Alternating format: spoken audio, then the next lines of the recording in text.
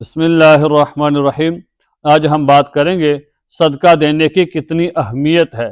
اور بعض ایسے اعمال ہیں کہ جن کے کرنے سے آدمی اپنے صدقہ خیرات کو برباد کر دیتا ہے، ختم کر دیتا ہے۔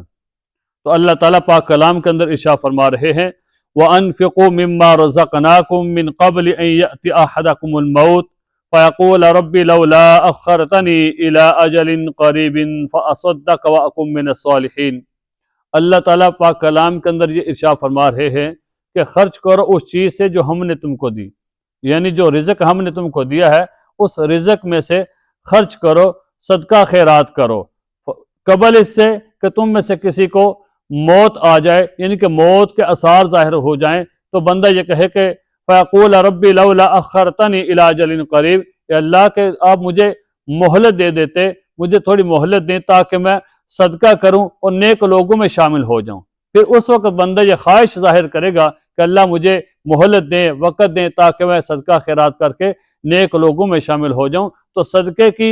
بہت زیادہ اہمیت ہے۔ رسول اللہ صلی اللہ علیہ وسلم نے حدیث میں فرمایا، جس کا مفہوم یہ ہے کہ صدقہ تم اس وقت دو کہ جس وقت تم تندرست ہو، یعنی کہ صحت کی حالت میں ہو تو اس وقت صدقہ دو، اور تمہیں اس بات کا ڈر بھی ہو کہ کہیں تم محتاج نہ ہو جاؤ، اس بات کا ڈر ہو کہ کہیں تمہیں محتاج نہ ہو جاؤ، اور تمہیں مال کی رغبت بھی ہو، یعنی مال کی طرف تمہارا دھیان بھی ہو، مال کی طرف تمہاری توجہ ہو، رغبت ہو، اور تمہیں اس بات کا ڈر بھی ہو کہ اگر میں نے خرچ کر دیا، صدقہ کر دیا، تو ایسا نہ ہو کہ کہیں میں محتاج ہو جاؤں یا مجھے پھر ضرورت پڑ جائے۔ فرمایا اس وقت کا دیا ہوا صدقہ تمہارا سب سے بہتر صدقہ ہے۔ چاہے جائے کہ جس وقت آدمی کا آخری وقت ظاہر ہوتا ہے، موت کا آثار نظر آنے لگتے ہیں، آدمی اتنا بیمار ہو جاتا ہے کہ اس کو معلوم ہو جاتا ہے کہ ابھی میرا بچنا مشکل ہے، تو پھر وہ یہ کہے کہ میرا مکان بیچ کے صدقہ خیرات کر دینا، یا میرا جو مال ہے وہ صدقہ خیرات کر دینا، میری فلاں چیز جو ہے وہ صدقہ کر دینا، تو اس سے بہتر ہے کہ اپنی زندگی میں اپنے ہاتھ سے بندہ صدقہ دے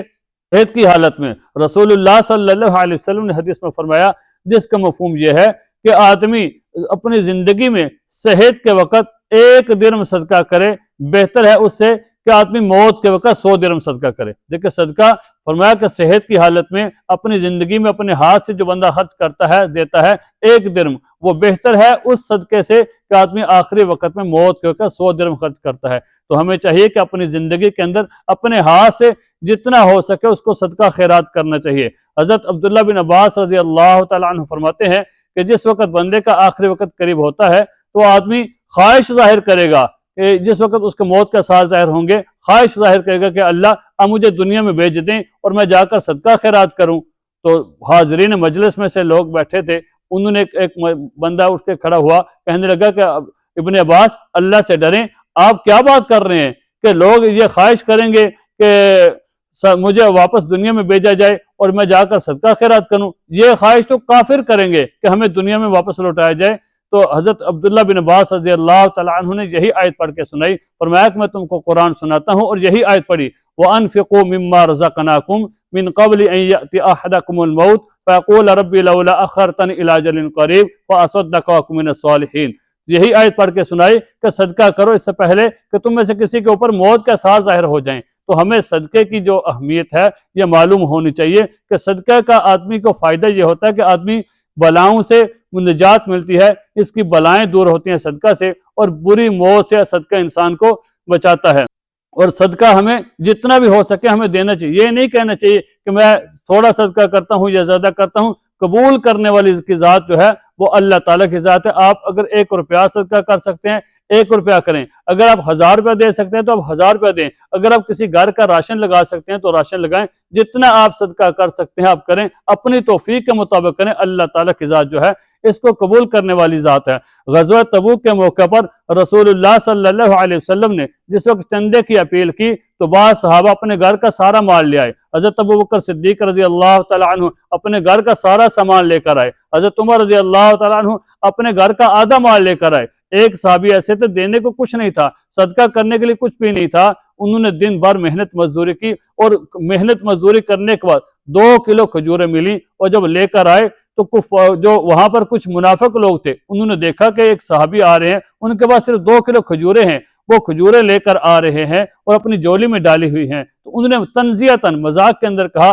یا رسول اللہ صلی اللہ علیہ وسلم آپ کا فلاں صحابی جو ہے وہ بھی صدقہ لے کر آ رہا ہے، وہ بھی کھجوریں لے کر آ رہا ہے، اس سے بھی کھجوریں لے لیں۔ رسول اللہ صلی اللہ علیہ وسلم نے اس صحابی سے کھجوریں لیں اور لے کر جو مال جو جمع کیا ہوا تھا، چندہ جمع کیا تھا، اس پورے ڈھیر کے اوپر اس کھجوروں کو بکھیر دیا اور فرمایا تم نے صدقہ تو 2 کلو کھجوریں کی ہیں، لیکن اللہ تعالیٰ اس کا ثواب جو ہے آپ کو پورے ڈھیر کا دیں گے۔ تو یہ مت سوچیں کہ آپ 1 روپیہ صدقہ کر رہے ہیں یا 100 روپیہ صدقہ کر رہے ہیں، جتنا بھی آپ صدقہ کر سکتے ہیں اللہ کی ذات کے لیے، اب اللہ اپنی توفیق کے مطابق صدقہ خیرات کرتے رہیں۔ اس صدقہ کا بہت زیادہ فائدہ ہوتا ہے، اور سب سے بہترین صدقہ کون سا ہے، سب سے طاقتور صدقہ کون سا ہے؟ فرمایا حضرت انس رضی اللہ تعالیٰ عنہ سے روایت ہے، رسول اللہ صلی اللہ علیہ وسلم نے فرمایا جب اللہ تعالیٰ نے زمین بنائی تو زمین ہلنے لگی،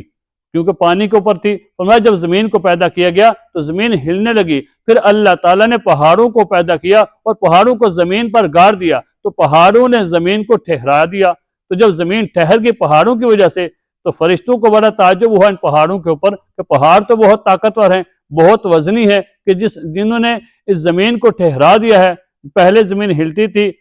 ابھی ہلنا بند ہو گئی ہے، تو ان کو بڑا تعجب ہوا۔ تو انہوں نے اللہ تعالیٰ سے سوال کیا یا اللہ کیا آپ کی مخلوق میں پہاڑوں سے زیادہ بھی کوئی چیز ہے، پہاڑوں سے زیادہ طاقتور کوئی چیز ہے، کوئی سخت چیز ہے؟ تو اللہ تعالیٰ فرمایا کہ ہاں میرے مخلوق میں لوہا ہے، کہ لوہا پہاڑوں کو بھی پگھلا دیتا ہے۔ پھر فرمایا فرشتوں کو پھر تعجب ہوا کہ لوہا اتنا طاقتور ہے کہ لوہا پہاڑوں کو ریزہ ریزہ کر دیتا ہے، پہاڑوں کو ختم کر دیتا ہے۔ تو پھر انہوں نے پوچھا یا باری تعالیٰ کیا آپ کی مخلوق میں لوہے سے زیادہ بھی کوئی چیز ہے؟ تو آپ نے اللہ تعالیٰ نے فرمایا کہ ہاں میری مخلوق میں آگ ہے جو لوہے کو بھی پگھلا دیتی ہے۔ پھر فرشتوں کو تعجب ہوا، پھر پوچھا یا باری تعالیٰ کیا آپ کی مخلوق میں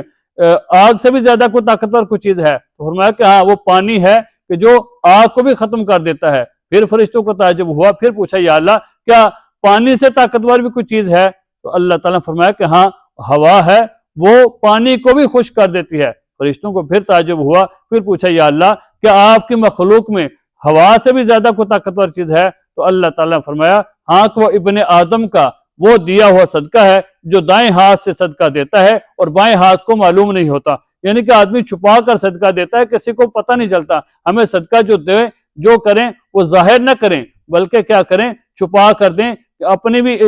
لوگوں کی عزت نفس کا خیال رکھتے ہوئے صدقہ کیا کریں۔ آج کل کیا ہوتا ہے کہ لوگ 1000 روپے کسی کو دیتے ہیں اور 2-3 بندے ساتھ اپنی تصویریں بنوا لیتے ہیں، ایک 20 کلو آٹے کا تھیلا دیتے ہیں تو ساتھ 10 بندے کیا کرتے ہیں اس کے اپنی تصویریں بناتے ہیں۔ تو ہمیں ایسا نہیں کرنا چاہیے، لوگوں کو ذلیل نہیں کرنا چاہیے، بلکہ اللہ کی رضا کے لیے جو خرچ کرنا ہے خرچ کریں، لیکن لوگوں کو ذلیل نہ کریں۔ اپنی توفیق کے مطابق جتنا آپ صدقہ خیرات کر سکتے ہیں آپ صدقہ خیرات کریں، اور کوشش کیا کریں کہ زیادہ سے زیادہ صدقہ خیرات کریں۔ آپ کی وجہ سے لوگوں کی ضرورت پوری ہوگی تو اللہ تعالیٰ کے ہاں آپ کا مقام اور مرتبہ بلند ہوگا۔ اور رسول اللہ صلی اللہ علیہ وسلم حدیث میں فرمایا جو آدمی سخی ہوتا ہے اس کو اللہ تعالیٰ پسند کرتے ہیں، وہ بندہ سخی بندہ اللہ تعالیٰ کا محبوب ہے، اور سخی بندہ اللہ تعالیٰ کے بڑے قریب ہے، جنت کے بڑے قریب ہے، لوگوں کے بڑے قریب ہے، اور دوزخ سے بہت دور ہے۔ اور پھر فرمایا کہ جو کنجوس ہوتا ہے، بخیل ہوتا ہے، اپنے مال کو خرچ نہیں کرتا، سنبھال کر رکھتا، فرمایا وہ بندہ بخیل بندہ اللہ تعالیٰ سے دور ہے، لوگوں سے دور ہے، جنت سے دور ہے، اور دوزخ کے بہت قریب ہے۔ تو ہمیں صدقہ خیرات کرنا چاہیے، چاہے جتنا بھی اللہ تعالیٰ مال دے ہمیں صدقہ خیرات ضرور کرنا چاہیے۔ جتنا بھی صدقہ خیرات کریں وہ اللہ تعالیٰ کی رضا کے لیے کریں، کیونکہ کچھ ایسے اعمال ہیں کہ جن کے کرنے سے ہمارا صدقہ خیرات زکوٰۃ دیا ہوا مال اللہ کے راستے میں وہ سارا ضائع ہو جاتا ہے۔ رسول اللہ صلی اللہ علیہ وسلم نے فرمایا انسان کو تباہ کرنے والے 3 اعمال ہیں، ان میں سے ایک عمل یہ ہے کہ احسان کر کے جتانا۔ آج کل کیا ہوتا ہے کہ لوگ شروع میں بڑے شوق اور جذبے کے ساتھ لوگوں کی خدمت کرتے ہیں، لوگوں کی ضرورت کو پورا کرتے ہیں، لوگوں کے کام کرتے ہیں، بعد میں لوگوں سے امید باندھ لیتے ہیں یا لوگوں کو احسان کر کے جتلاتے رہتے ہیں کہ فلاں وقت کے اندر میں نے تمہاری ضرورت پوری کی، فلاں وقت کے اندر میں نے تمہارے کام آیا، فلاں وقت کے اندر میں نے تمہاری مدد کی، تو بندہ اس کو ضرورت